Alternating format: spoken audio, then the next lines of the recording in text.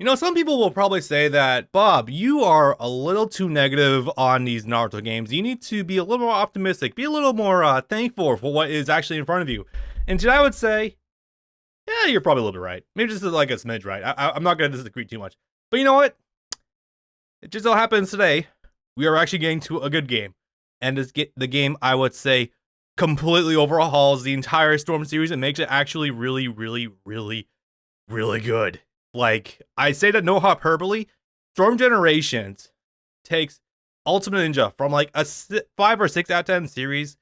Well, it's alright. A little bit floaty, but not too bad. To, I would actually spend real hours getting good at this game. Alright, so what is up, guys? Bob here. Welcome to a new Let's Play for a new Naruto game because, God, you don't really touch those anymore, do you? Welcome to Ultimate Ninja Storm Generations. And before anyone asks, yes, I do remember there is, in fact, Heroes 3, Ultimate Ninja 5, and also Storm Impact for me to get to at some point. Bear with me, guys. I'm only human. I can only get into so many games at once. So, Storm Generations. God, this game. Also, before we get too deep, once again, massive plugs. Twitch chat. Say hi to YouTube. Also, YouTube, yes, this is being recorded live over on Twitch TV/Rising Jericho. Link down below in the description. Be sure to follow me there because all my Let's Play recordings are being done over there now, so you can catch me live when it's happening. I'll announce it in advance. Yay! So, Storm Generations. Jesus Christ. Okay, this game is so unbelievably good. Now, maybe I think that I'm probably singing this game's praises a little too hard. This could sound crazy. I actually got to the note-taking process for this game, and I was stunned by the amount of actual good things I could talk about this game, going from Storm 2 to Storm Generations. And again, I will say, Storm 2 did good at telling the story. It has good cutscenes, music's decent, gameplay is fine. It's fine. It's fine. It should have had training mode. It should have better online. It should let you actually play more characters than just Rasen, Shuriken, Naruto post-game. There's a lot of story events I wish I actually did tell, but the game is fine. This game is actually really good. Again, I feel like I'm kind of beating around this bush too much. Yeah, it's just that great. So, Storm Generations. This is actually a bit of a contentious game among the older players, I believe.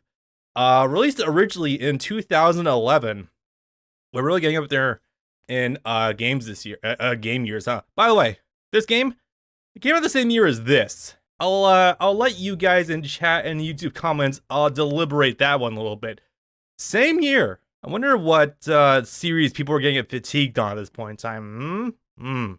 Maybe just a bit. Also, 2011 is the year I graduated high school, so you know there is that in my back pocket. All right, Storm Generations. I think this is also the first. Storm 2 definitely did get some good praise for the story. I think Generations gets some good praise for the gameplay. I haven't actually looked at review scores in a while, but I do know that it did get received generally positively. And here's one of the wild things. Whereas every single other Storm game is available on PC through Steam, through like trilogies or standalone releases, Generations is the single Storm game to never come to PC at all. I'm not kidding about that. You can check Steam Store. I guarantee you it's not there. Unless it got ported to GOG. I doubt it, but it'd be interesting. No, seriously, it never did. So today we are once again trying out the emulator because I can safely say the PS3 emulator might be one of the best emulators I've ever used at this point in time. The stability is really good. The performance is really good. It's guided me through in the entirety of Raging Blast 1 without any major hiccups. So, you know, pretty good stuff. So, let me catch my breath for a second. Hang on, I'm going a million miles per hour right now. By the way, chat, don't feel shy about chopping in at any point in time while I'm rambling off in the intro. Don't feel shy about this. You guys are as involved in just as much as I am. That is just fire. Yeah. What else can I tackle for my notes for the intro for this? I don't think there's much else I can really go over without booting the game up. So, I think needless to say, this game had a lot of mixed reception on launch, but honest to God, this tied with 3 are my favorite Storm games, period. Also, among probably my favorite Naruto games ever made, period, also. They're really good. But I guess we can stop procrastinating. Let's just go ahead and fire this bitch up and see what we got as soon as it fires up. Yay, okay. Gotta really hurriedly switch over to the new screen. There we go. I just gotta readjust. I'll eventually delve into RPCS 3's settings, so I don't have to worry about boot up stuff anymore. Also, yeah, fun fact, this is also one of the many Naruto games that did get platinum trophies for back in the day. This, 3, Revolution. I got the platinum trophies for all of them on my old PlayStation account. Sadly, can't get access to it anymore. It got locked. I think someone hacked my account and Sony probably flagged it. So unfortunate, but it is what it is. Let me readjust this perfectly. There we go. Will eventually becoming the original Ultimate Ninja series? I did. Actually, I've already actually done all of them besides 5. Rest in peace, fans. I'm like, oh my god, you remember my old username. Alright, intro time.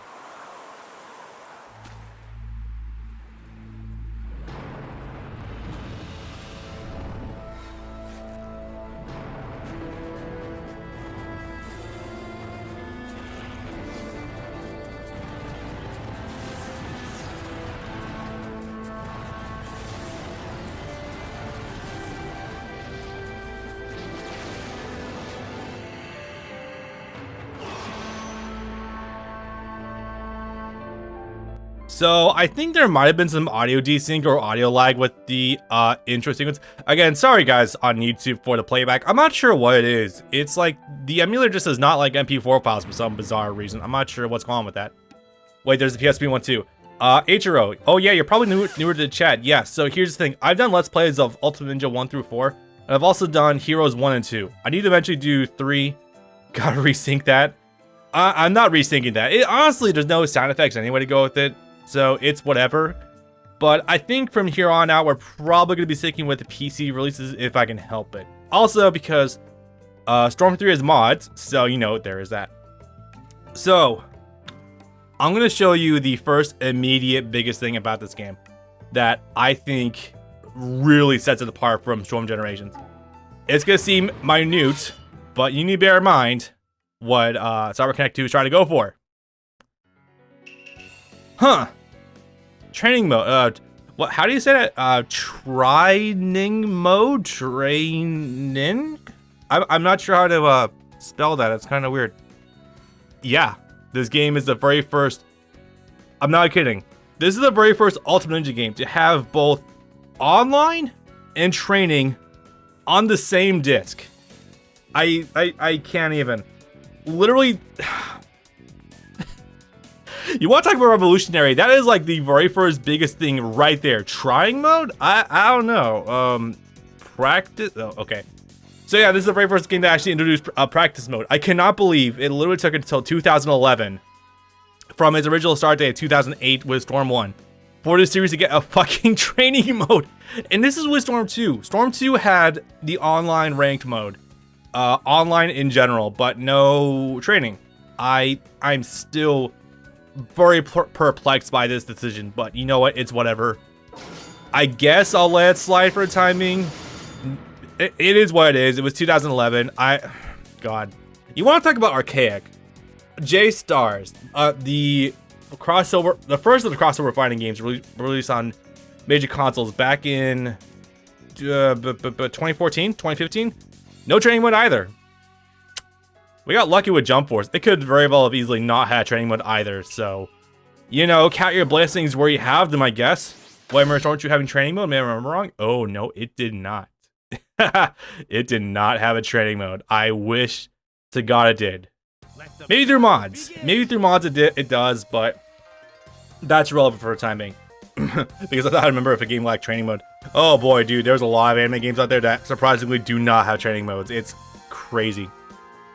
Yeah, this audio level should be fine, I hope. If not, well, fuck with it. I think it might be the music is too quiet. Yeah, you know what? Let's actually go back to the main menu really fast to bump the music. I think it's the music volume is just too low. Yeah, I think like every tick is like something is... Oh my god, I completely forgot about this. I didn't write about this in my notes, actually. This is also the very first Storm game to have audio sliders. You might think... Bob, there's no fucking way you're exaggerating. Like, you have to be lying. No, I promise you, this is the very first Storm game to have individual audio slides for voice and music.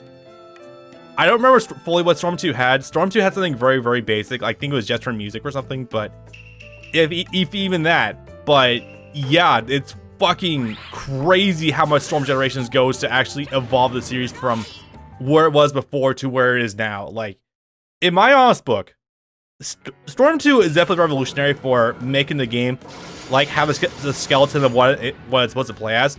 This game refines it to a fucking hot, like, knife point edge. It's so goddamn good. I'm not gonna stop gushing about this game either. It's gonna continue. All right. Anyway, so let me actually pull up my notes proper for this because 2 pages. Okay, so in my notes, I have listed a lot of things. One thing is that I think this game has a much more well-documented competitive scene than Storm 2. Having an actual training mode you can access on a regular would definitely have a hand in that. The other thing is that this game, not only, when I say it refines everything to like a fine edge, like just pinpoint edge, like this game is so razor smooth. Comparatively anyway. It's not perfect yet, obviously. There's still some fuck ups every once in a while, but they're much, much rarer. There are so many system changes, obviously. So if you're newer to my channel or you're newer to the Twitch chat, first of all, I'm going to give a rough systems breakdown as to what's changed from Storm 2 to Storm Generations. I do this for like every sequel game because I let's play every anime game. I'm not kidding about that. I'm going to try to be brief about this because there's a lot I could go over. The Naruto wiki is surprisingly in-depth about all the changes. It's kind of fucking wild. But anyway, so also Twitch chat, feel free to chime in at any point in time. So the game fleshes out so many mechanics. First of all, you can chakra dash and you can chakra dash cancel anything. Like, it's so much more responsive. You have a lot more options. You can do a lot of things with it. I think you can also hit the brakes with it by holding guard. It's a small thing. I don't use this too often, but you can do it if you want. I don't think you can do so while going backwards, though. You're a little committal to that one. Oh god, let's see. You can chakra dash cancel. You already had tilts in the previous game, but they are definitely a lot more important in this game. We'll talk about them more in a minute. You can chakra dash cancel anything. Look at this.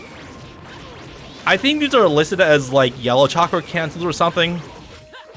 But without getting too guilty gear about it, basically you can chakra cancel at any point now in your combos, period. It's so fucking good. The next thing is that substitutions have been made a lot more risky, but also a lot more accessible. If I could set, let's have the comm do things. Yeah, just do shit, whatever.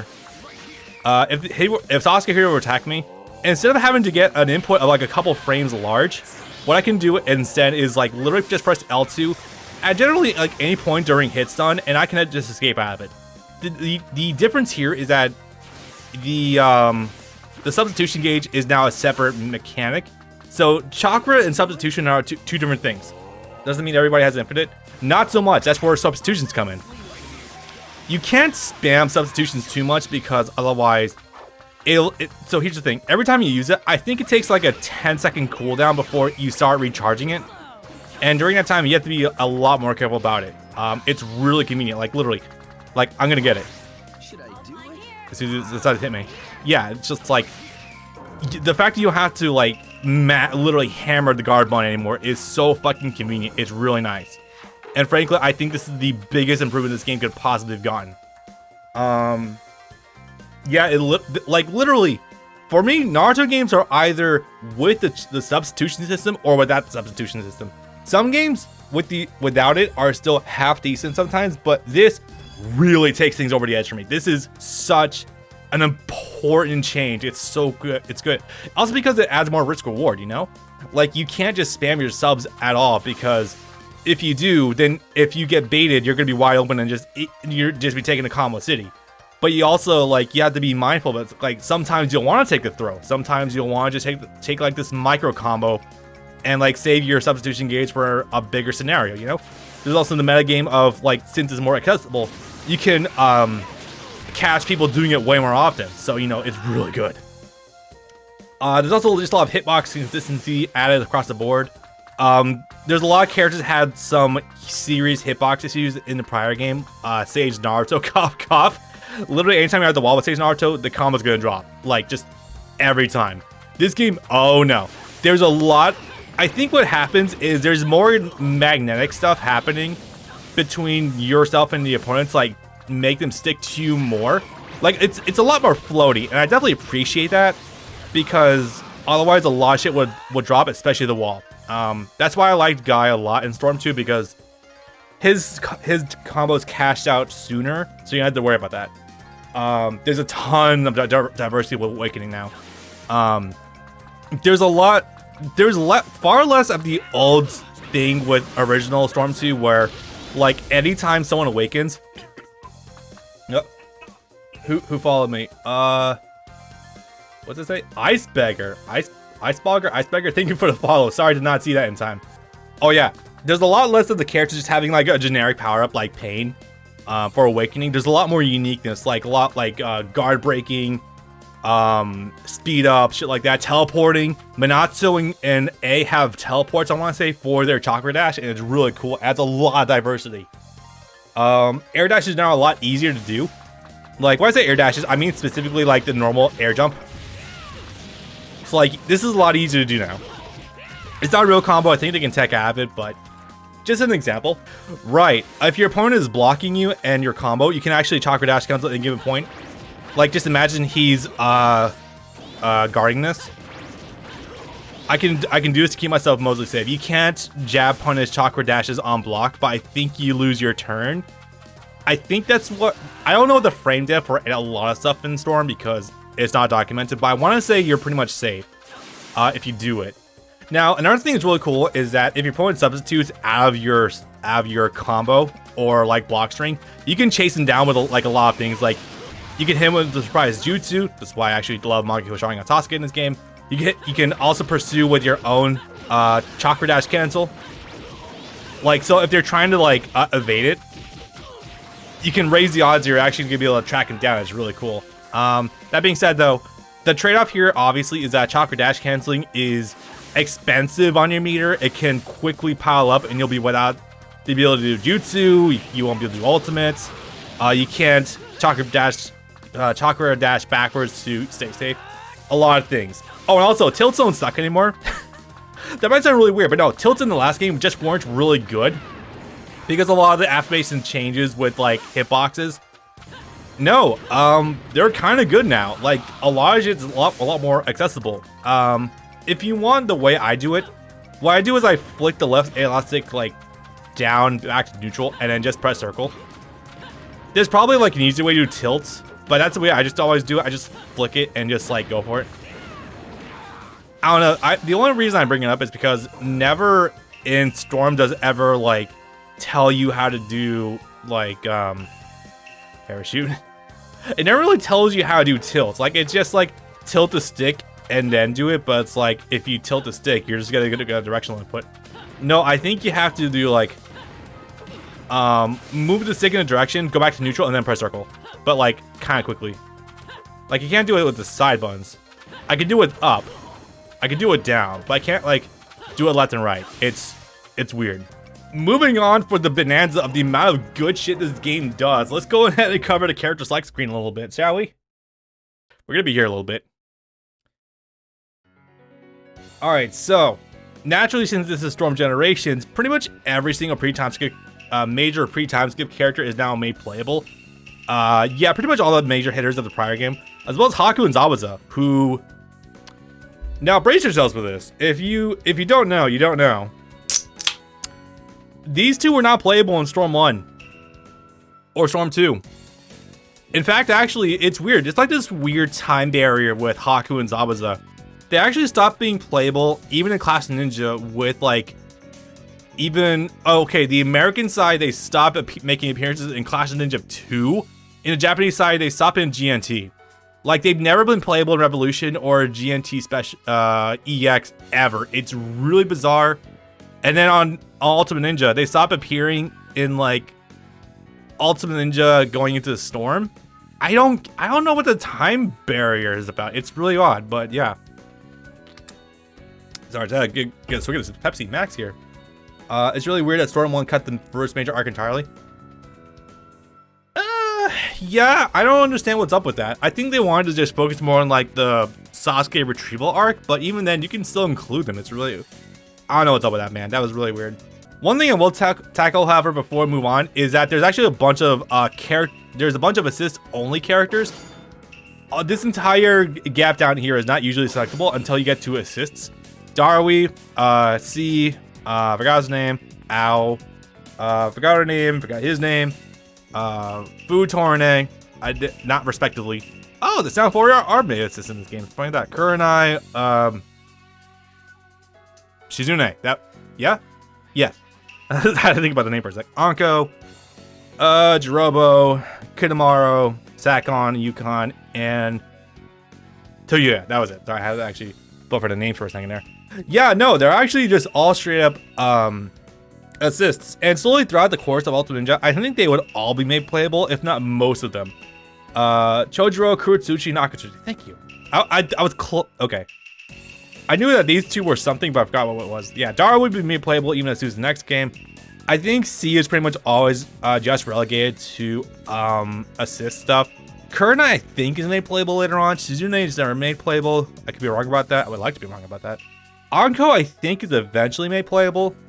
These four are the special promo of 4. Actually, 4 is a lot of special stuff going for it, so not gonna cover that right now. But yeah, that's basically the speed of it. Like, as you can see, this game is, even just in terms of like raw content, this is such a leap over Storm 2. Like, okay, obviously I joked a little bit earlier. Storm 2, it's hard to really be optimistic about a lot of the time because there's so many core elements just not refined or outright missing. This game, it's right up front with all the shit you possibly need. It's so fucking good. All right, and one more thing before we get into it. One of these serious selling points about this game is survival. I absolutely love this mode. Survival is basically just like a gauntlet mode. You select individual like gauntlets you have to go through. They're basically they are just what they are sounding like, survival. Like, you regenerate some health between rounds and you keep going. Now, I love this because it's so, this is a lot of replay value, but it's also a little bit brutal because I feel like the amount of HP you regain is like not enough for the amount of stuff you get into. Plus, the difficulty does actually reach like hard mode even by here, so yeah, it's not great. Now it's funny, the wiki actually doesn't list one old glitch with this where you can actually set the entirety of it to easy mode. You still got work for it, but it does have the easy mode, so it's a lot more doable for the platinum. I think Darwin and Sound 4 are the only purely playable characters in Storm 4 that are assist here. I think you're right. Yeah, Darui is also like one of the most fun characters in Storm 3, so, you know, shouts to that. Oh yeah, also one other thing. Lars is gone. The promo for him only lasted as far as Storm 2. The fucking shame, because honestly, Lars was really fun for a close-up character and definitely broke the mold of Storm 2 a little bit, but not to worry. He is made playable later in Storm 3 thanks to mods. I wish he was made just a regular staple character, but it's fine. I'm not gonna grab too much. I do like Lars and Naruto. It's fine. I mean, Lars has his own problems being low tier as hell in Tekken 7 these days, but it's whatever. My own personal mains in Storm Generation Star actually usually gravitates towards. May as well just go back into trade mode for this, right? Well, I'm not gonna go back to trade. I'm just gonna bring the character select. My own personal mains are generally like, this is gonna sound weird, but my own personal mains are usually Taka era Sasuke, Mangekyo Sasuke. Let's see, where's the rest of them? Minato, Obito, and I wouldn't say Danzo, but those are like my general formatting characters. And yes, I know, you know, I rag on them a lot, especially this version. Holy fuck! But they're like some of the most played characters. Well, you see, the thing is, Sasuke is usually relegated as like the balanced character. Like, think of like Jin Kazama from Tekken. Like, literally, even the design ethos used for him is like, it kind of goes for that. Sasuke is very much like almost your Ryu type character from like any fighting game. He's very balanced. Yeah, if you learn him, you'll learn the rest of the game. He's just really fun. And honestly, with the system refinements of this game, he is pretty good. Oh yeah, also, sorry, one other thing before we go too much farther. Very first Storm game, and Naruto game in general, actually, do have all the Kage playable, thanks to the Kage-sama arc. So, you know, you got Yumizu Kage, Raikage, Tsujikage, and obviously you got your regular Hokage with Danzo down here, and Kazekage with both versions of Gaara. By the way, Gaara's funny because he now has, I think he has post Jinchuriki abilities usable. Yeah, like, he'll basically do his attacks without thinking the name, Shukaku's like arms manifesting. It's weird, but it's cool. So yeah, I think with that, let's go ahead and begin.